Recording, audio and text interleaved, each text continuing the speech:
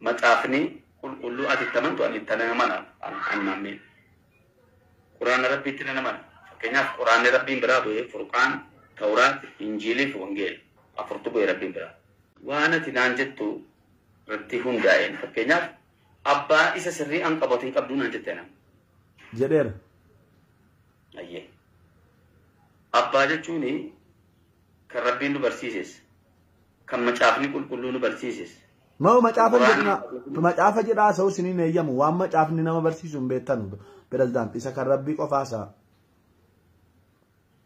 ayyee isa kan rabbii isa kan macaafaas hadiifnu macaafni boroodhaa wayii buqqee yookaan boroodhaa wayii namni yookaan awwaleeni barreesse wayii jiru macaafni qulqulluu ati tamantu ani tana mana annamne quraana rabbiitti nama fakkeenyaaf quraanni rabbiin biraa bu'ee furqaan tawraat injiilii fi wangeel afurtu bu'ee rabbiin biraa arfanitti amanuun dirqama tokko amma isa keessa seenuu miti amma fakkeenyaaf awwala maatii ofiitiif abbaa isa dhalootaatiif sii galee abbaan inni dhalootaa sun dogongoraa abbaan inni sirrii abbaan qulqulluu anaa jedhaa amantii kan kee ganaan jenne pirezidaantii maamme isini wanti nu walii galuu dadhabne abbaan fooniitii fi abbaan afuuraa maalii isa jedhu adda baafachuu hin dandeenye obboleessa koo maal gochuu hin danda'a kun siin galle jechuun awwaleen dogongoreera jechuu miti pirezidaantii maamme.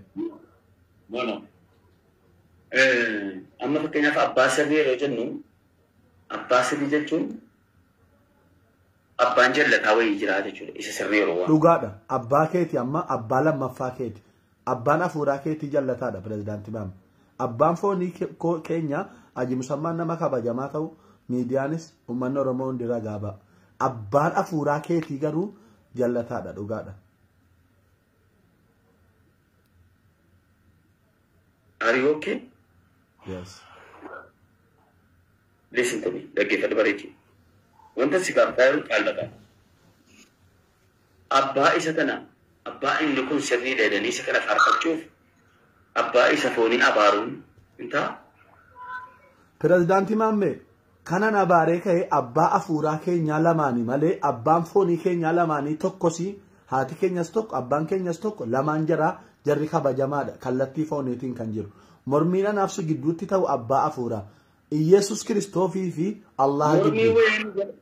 Mormii wayii gidduu jiru malee jira. Mormii guddaan ni gidduu jira pirezidaantii maamme. Mormii caalu ni gidduu jira. Mormii caalu. Si'i rabbii waaqessu anaa Iyesus Kiristoosii waaqessu akkamitti mormiin hin jiru naan jettaa. Mormii maali jirame?